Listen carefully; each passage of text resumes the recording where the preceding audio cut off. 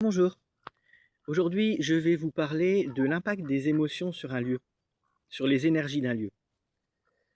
J'ai déjà mentionné ça dans certains contextes. Il y a quelque chose en énergétique qu'on appelle, en géobiologie, qu'on appelle la mémoire des murs.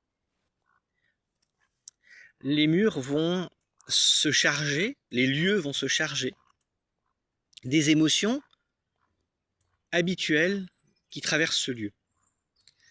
Si vous rentrez dans une maison où il y a énormément de malheur, de la maladie, de la souffrance, etc., même si les personnes ne sont pas là, il y a de fortes chances que vous vous sentiez plombé, épuisé, fatigué, mal à l'aise, pas bien, pas dans votre assiette.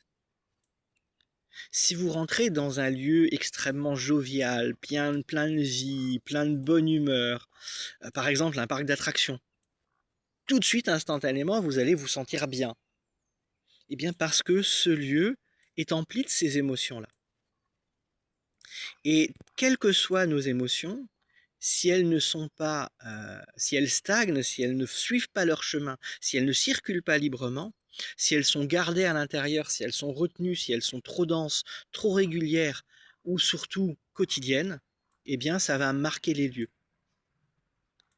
Vous avez sans doute toutes et toutes déjà entendu parler de ça, et peut-être même que certains l'ont expérimenté. Rentrer dans un lieu où vous ne vous sentez pas bien et vous apprenez que quelqu'un est mort ici, quelqu'un s'est suicidé, ou quelqu'un est mort par suite à des longues souffrances d'une maladie. Eh bien, cette personne, à force de remplir ce lieu de cette émotion-là, en a marqué les murs. Et comme on marque les murs avec une émotion négative, on peut les marquer avec une positive. Et ça se nettoie énergétiquement comme tout le reste. C'est pas une fatalité. On me demande régulièrement de venir faire des nettoyages comme ça dans des maisons où il s'est passé quelque chose. J'ai même quelques personnes qui me font venir, des propriétaires, qui me font venir quand ils changent de locataire pour nettoyer les lieux. Je me souviens d'une fois, on m'a fait venir enfin une fois, ça m'est arrivé plusieurs fois, mais une fois en particulier, on m'a fait venir dans une maison qui était, dans un appartement qui était très très lourd. Et en fait, il y a eu une personne qui s'est suicidée là-dedans. Voilà.